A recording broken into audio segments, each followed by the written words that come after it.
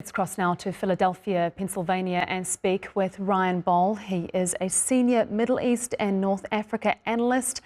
Thank you so much for being with us. We're hearing there from our correspondent that this is essentially a resumption of the war, that Israel has kicked those ceasefire talks to the curb. What do you make of these developments?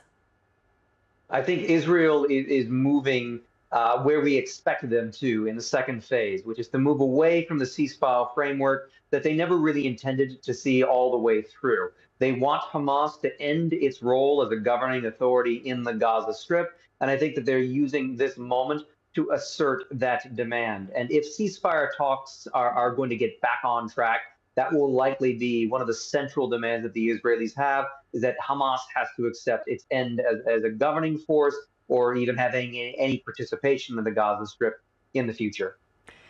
And Ryan, what is the likelihood of that happening, do you think, of Hamas accepting this? As we're hearing from our correspondent, these strikes coming in the middle of the night, in the middle of Ramadan, more than 35 strikes across the Strip and dozens killed that we know of already. What is the likelihood of Hamas reacting to this in a way that will move towards an end to the war?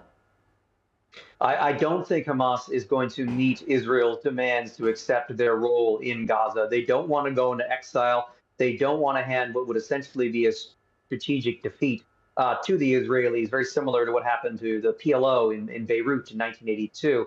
They don't want to repeat that history, and that means that they will fight this out.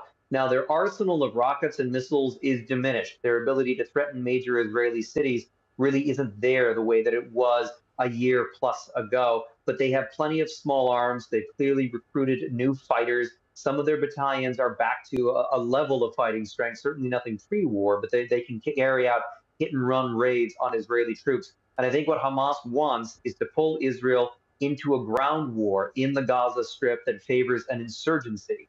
And if they can do that and wear down Israel's political resolve to continue that war, that will probably be Hamas's main objectives, at least for the near term. But let's keep in mind that the U.S. President Donald Trump has also suggested that he wants to relocate Palestinians in what would look like almost certainly ethnic cleansing. And if Israel and the United States seriously begin to move forward with a plan like that, I think that's one of the few things that might break Hamas's resolve. And Ryan, some of the language we're seeing coming in the statements from Israel tonight, including from Defense Minister Israel Katz, the gates of hell will open in Gaza, and Israel saying that this offensive will continue as long as is necessary and will expand beyond airstrikes. That sounds like significant civilian casualties are coming.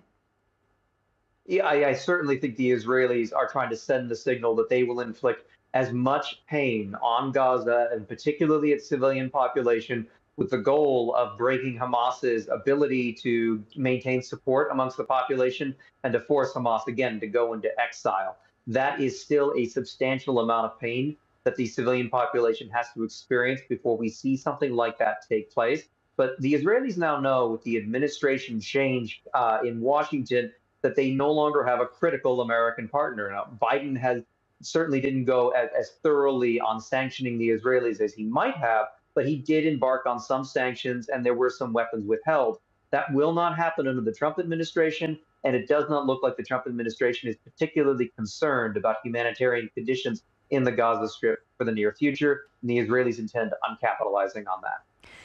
Ryan Bohl, Senior Middle East and North Africa Analyst, thank you so much for your time. Please do stand by in case we need you again on this developing story. Thank you. Thank you.